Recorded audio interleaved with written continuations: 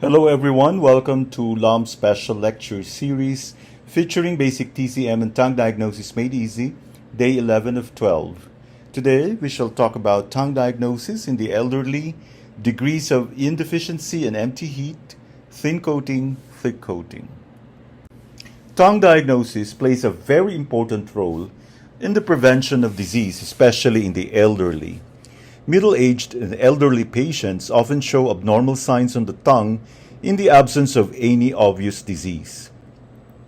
Elderly people often suffer from internal wind, blood stasis, phlegm, heat, or yin deficiency, or a combination of these. For example, it is common to have blood stasis with phlegm, or phlegm with yin deficiency, or internal wind with phlegm, or a combination of the above.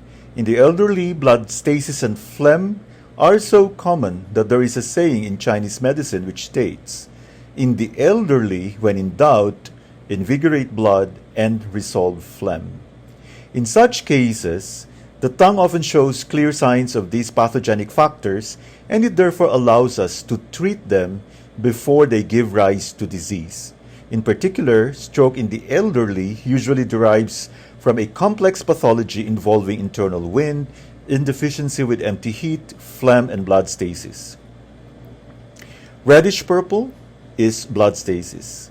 Deviated and stiff tongue, internal wind. Slightly swollen tongue is phlegm. Coating, missing in patches, indeficiency. The tongue coating is a byproduct of the stomach's physiological activity of digestion. The normal coating should be thin and white. Thin means that the coating should be thin enough so that the tongue body below is visible. Thus, in Chinese medicine, a coating with root indicates that stomach qi is intact, even if the coating is pathological in color and/or thickness. For example, a thick yellow coating usually indicates stomach heat, but if it has a root, it means that stomach qi is intact.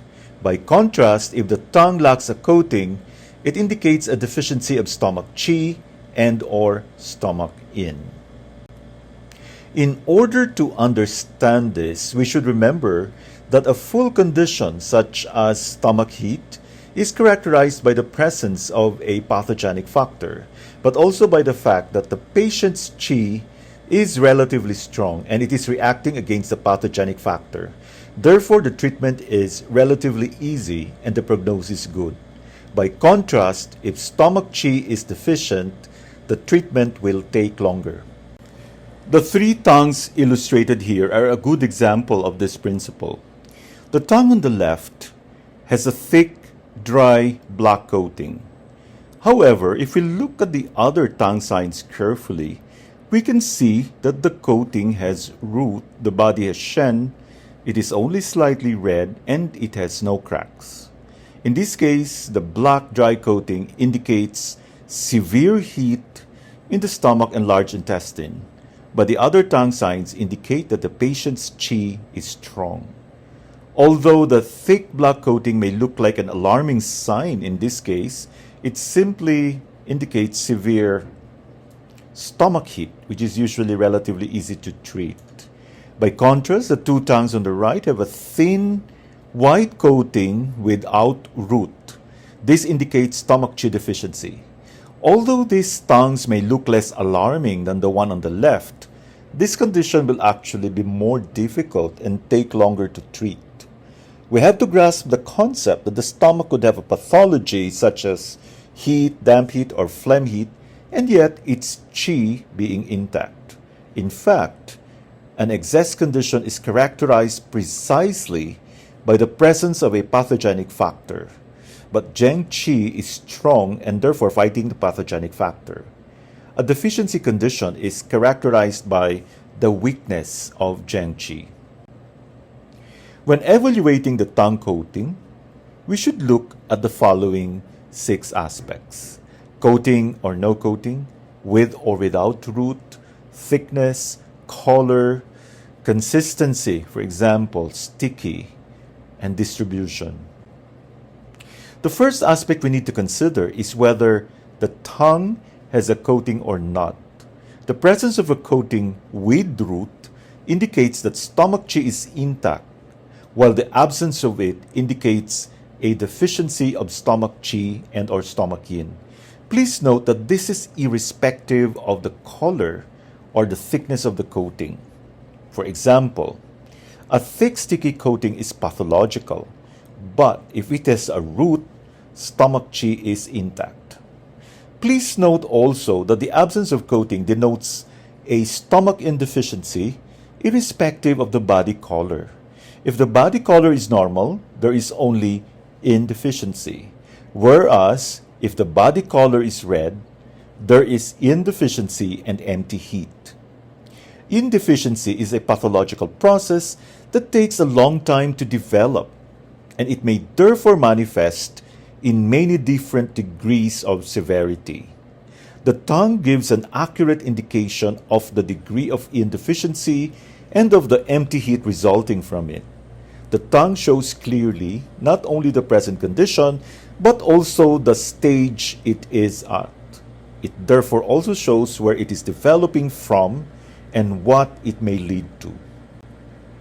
The three stages of the formation of yin deficiency are: number 1, rootless coating. This is the mildest form of yin deficiency. Number 2, coating partially missing. And number 3, coating missing completely. Empty heat may develop at any of these stages, but it is more likely to develop at the third stage. The photos on the next slide show different degrees of yin deficiency by itself and with empty heat in increasing order of severity. Yin deficiency is a gradual process which develops over years.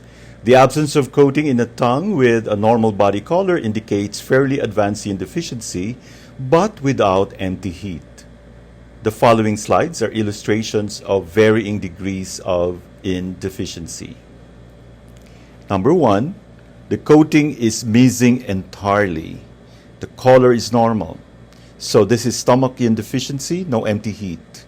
Note that the tongue is also swollen and therefore there is phlegm. Number 2, the coating is entirely missing. Red body, deficiency of yin of the stomach and possibly the kidneys with some empty heat. The widespread presence of cracks indicates a deeper stage of yin deficiency. Number 3, coating is entirely missing. Red body, this is yin deficiency of the stomach and possibly the kidneys with empty heat. The presence of a heart crack also leads us to deduce that there is possibly also heart yin deficiency. Number 4, entirely without coating everywhere. Deficiency of yin of the stomach and the kidneys. As the tongue is also deep red, there is intense empty heat. When the tongue is partially without coating, it gives a clear indication of the organ affected by yin deficiency. When the coating is partially missing, the most common areas where it is so are shown on the slide. Without coating in the front third, lung yin deficiency, also empty heat as it is red. So we have here stomach yin deficiency, no coating in the center. Deficiency of yin of the stomach and intestines, coating partially missing in patches. A yin deficiency of the stomach often affects the large intestine too, although we do not have a syndrome called yin deficiency of stomach and large intestine.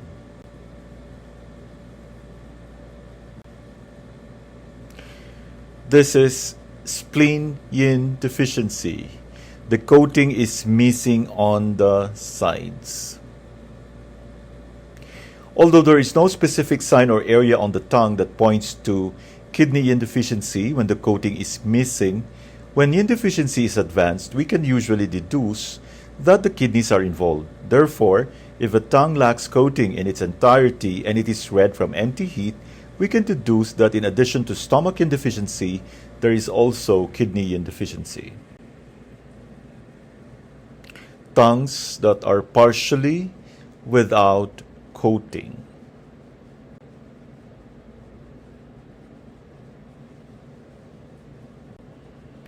If a tongue has no coating, it is always a good sign if the coating returns gradually over a period of months.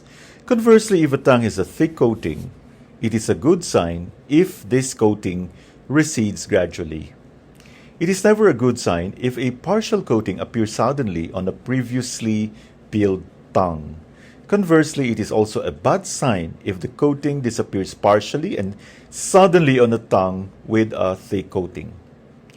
The area where the coating appears or disappears suddenly gives an indication of the problem location. For example, if we are treating a patient whose tongue is normally without coating and the patch of coating appears suddenly on the edge of the tongue in the liver area, this indicates an aggravation of the condition with the location of the problem in the liver. Similarly, if a patch of coating appeared suddenly in the chest area, it may indicate the location of the problem in the lungs, heart, or breast. The clinical significance would be exactly the same if a patch of coating disappeared suddenly in a specific area on a tongue with thick coating. In cancer patients, such sudden appearance or disappearance of a patch of coating may indicate an aggravation of the condition or a metastasis to an organ corresponding to that area of the tongue. Two key factors make the appearance or disappearance of a patch of coating pathological. First, the fact that the coating appears or disappears on a specific area. Second, the fact that the coating appears or disappears suddenly. The normal coating should grow out of the body of the tongue, like blades of grass grow out of the soil. When this happens, the coating is said to have a root. Also, from the Western anatomical point of view, the filiform papillae, the coating in Chinese medicine, grow out of the body of the tongue like blades of grass. Coating with root indicates an intact state of stomach qi even if the coating is pathological in other respects. For example, thickness or color. For example, a coating may be thick and yellow indicating stomach heat, but if it has a root, stomach qi is intact even though there is heat. By contrast, if a coating lacks root, it indicates that stomach qi is weak. In general, it is better to have a pathological coating with root than a coating without root. So this is normal filiform papillae coating with root. Filiform papillae lying side by side, coating without root.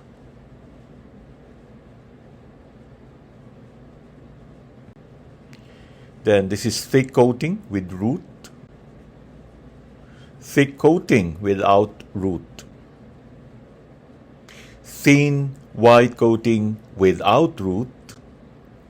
Small patch of thin white coating without root, and a thick coating without root. The normal coating should be thin and white. It is thin enough for us to be able to see the tongue body through it. A thick coating always reflects the presence of a pathogenic factor, which may be cold, heat, dampness, phlegm, or external wind.